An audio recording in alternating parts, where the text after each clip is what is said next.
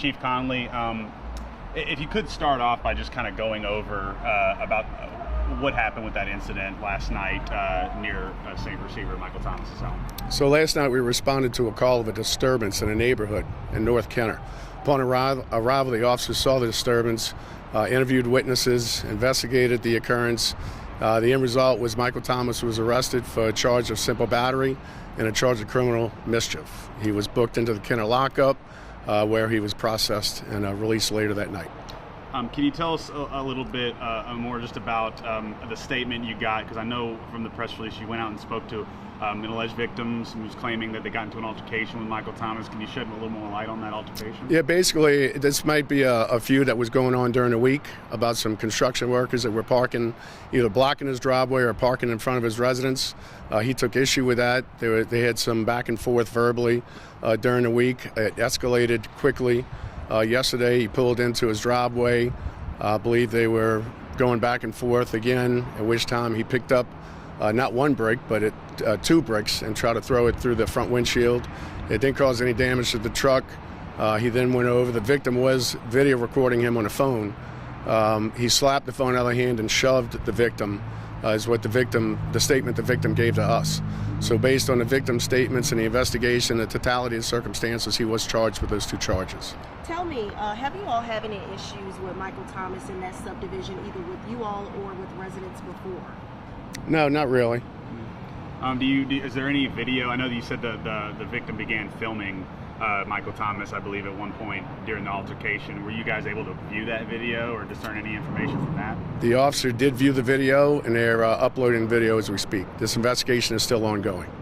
Got it. Another question. Can you tell me if you all have video from the contractor of Michael Thomas pushing him over or throwing bricks at his truck? And could you also let me know whether or not they were blocking Thomas from being able to go into the driveway with his truck? Was there anything blocking? Well, from what I understand, he had pulled into his driveway, but I do think that the trucks were probably impeding his access in and out, during the week. I think that's where the issue started. But as far as the video, we do have the video from his phone that the officers are looking at as part of the investigation. Can you talk a little bit about his what he was booked for and kind of? I know there was a line in there. I want to make it clear about the possible criminal charges that Michael Thomas could be facing and how serious they are in nature.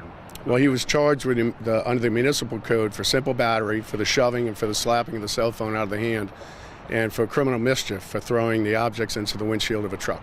Was any time at all any EMS or anyone called for any kind of injury? EMS was called. The victim did complain of back injuries. And can you tell me just a little bit about how, you all always take all of these incidents, very serious, even if it's a New Orleans Saints player that's involved? Yeah, I mean, here in Kenner and other places, we treat everybody the same.